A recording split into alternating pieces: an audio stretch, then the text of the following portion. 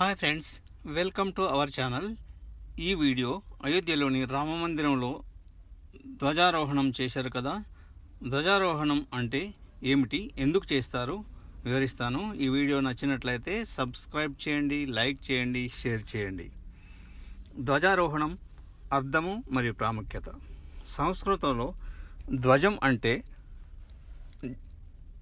జెండా లేదా పతాకం. ఆరోహణం అంటే పైకి ఎత్తడం. దేవాలయంలో లేదా మతపరమైన ఉత్సవాల ప్రారంభాన్ని సూచిస్తూ ధ్వజస్తంభంపై జెండాను లాంఛనంగా ఎగురవేసి వేడుకను ధ్వజారోహణం అంటారు. ఇది పండుగ లేదా ఉత్సవాల ప్రారంభాన్ని అధికారికంగా ప్రకటిస్తుంది. జెండాను ఎగురవేయడం ద్వారా దేవత, గంధర్వులు మొదలైన త్రిలోకంలోని దేవతలను ఆ ఉత్సవాలలో పాల్గొనడానికి ఆహ్వానించినట్లుగా భావిస్తారు. దేవాలయం ఆధ్యాత్మికంగా మేల్కొందని, దేవత యొక్క శక్తి భక్తులకు అందుబాటులో ఉందని ఇది సూచిస్తుంది. ఈ పతాకం దైవ అధికారాన్ని, రక్షణను సూచిస్తుంది మరియు ఆలయం చుట్టూ ప్రతికూల శక్తుల నుండి రక్షణ కవచాన్ని సృష్టిస్తుందని నమ్ముతారు. అయోధ్యలోని శ్రీ రామ జన్మభూమి మందిరంలో జరిగిన ధ్వజారోహణ కార్యక్రమం చాలా ప్రత్యేకమైన మరియు చారిత్రక ప్రాముఖ్యతను కలిగి ఉంది.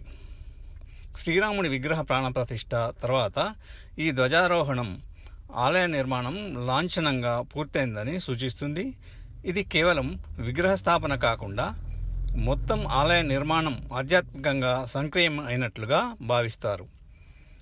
ఆలయ శిఖరంపై ధ్వజాన్ని ఎగురవేయడం అనేది ధర్మానికి, రక్షణ, విజయం మరియు చురుకైన ఉనికి యొక్క శక్తివంతమైన దృశ్య ప్రకటన.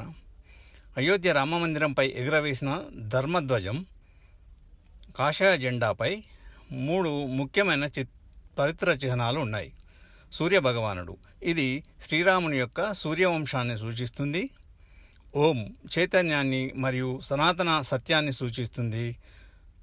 కోవిదార వృక్షం, ఇది అయోధ్య యొక్క రాజచిహ్నంగా పరిగణించబడుతుంది. దశాబ్దాల తరబడి చేసిన ప్రయత్నాలు మరియు త్యాగాల ఫలితంగా ఆలయాన్ని పూర్తి చేసినట్లుగా ఈ వేడుకను భావించారు.